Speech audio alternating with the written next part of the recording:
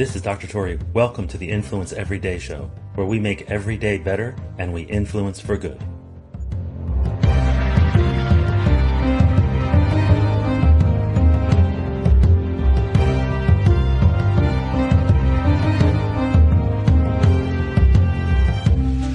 Welcome to another episode of Influence Everyday. Today we're going to go over something that I think is it's so important because this small tip, and in fact, this is such a small tip that you're going to think it's insignificant. And that is going to be a massive mistake. Because what I'm telling you today in this episode, although it is short, it's a short episode, but this episode can completely transform. And this isn't a word where, people throw that word around a lot lately, right? Especially in the sort of the self-help kind of space. I'm not doing that right now. I'm this can legit transform your life if you apply what we're going to cover right now. Now, for those of you who are in the Simple Rules of Influence Masterclass or who have taken that before, you'll recognize this as a component of rule number 7.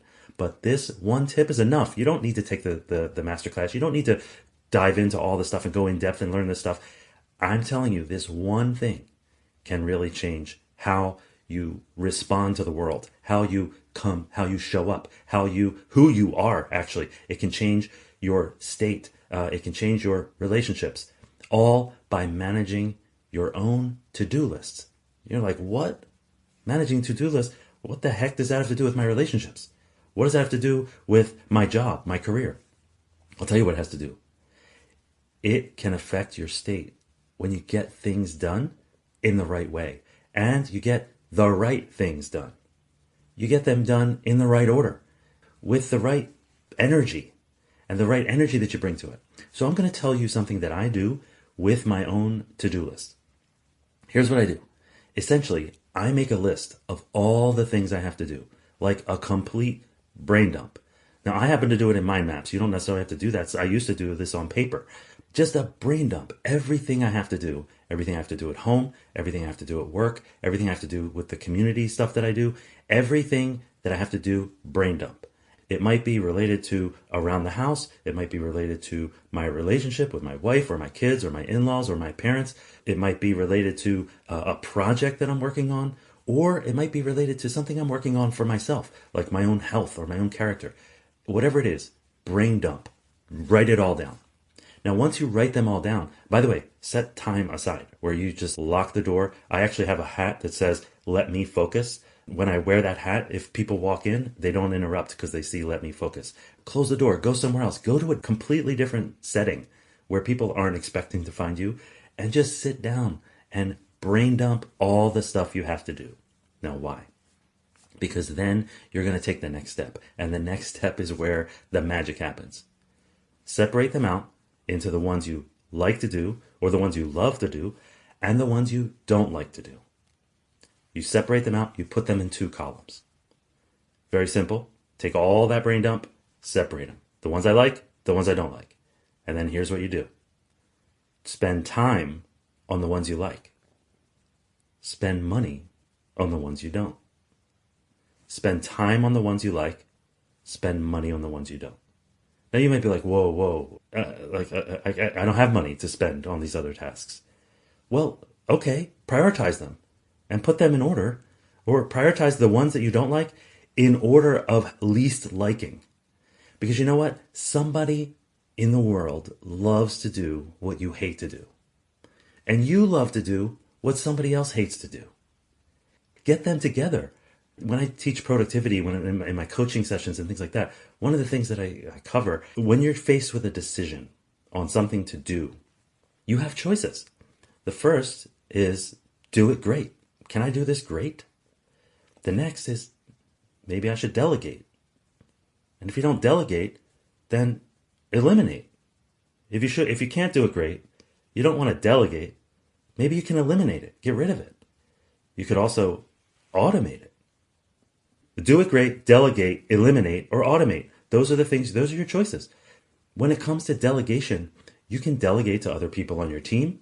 You can delegate to somebody you know who happens to love doing that thing. That might be a friend or a family member or a colleague that just loves to do that thing. Or you can outsource. Go to a site like Fiverr or Upwork or Freelancer and all these other sites that are out there for outsourcing.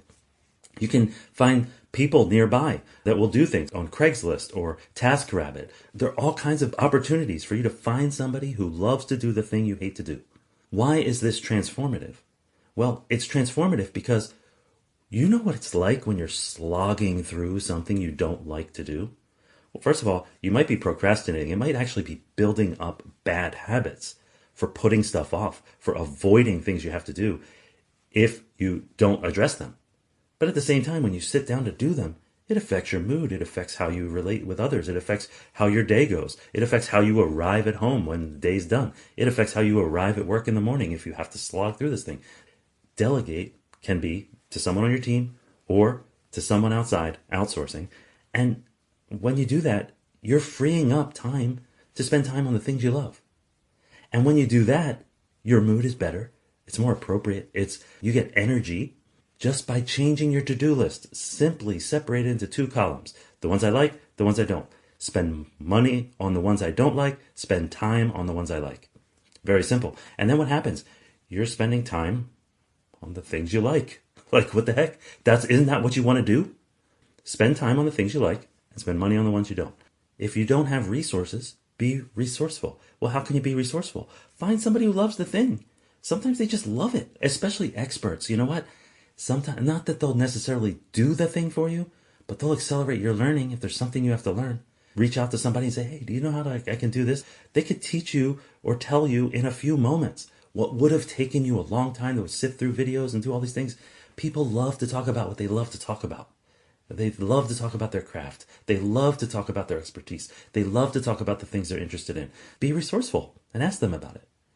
Your to-do list, time on the things you like, money on the ones you don't. Let me just tell you a quick tip on the way to actually practically implement these things. Let's say my wife says, hey, Ed, let's go to the park with the kids, or let's all go out for ice cream. And I feel like I have to go do something. Well, here's what I'll do. I'll log into Fiverr or Upwork, or I also use a service called Fancy Hands, fancyhands.com. Fancy Hands is like a virtual assistant sort of thing, but it's task-based. What I'll do is, like, if I have to do something and I'm going to take a quick break and go out for ice cream, what I'll do is I will post a job very quickly. It's like as short as an email on Fancy Hands, basically an email to a virtual assistant, and tell them, hey, can you do XYZ research? Like, find all of the businesses or organizations that do XYZ and put in a spreadsheet their name, their web address, and the price they offer it or whatever. What happens? I then go out for ice cream and the work is being done. And 20 to 30 minutes later, I get an email with the work being done.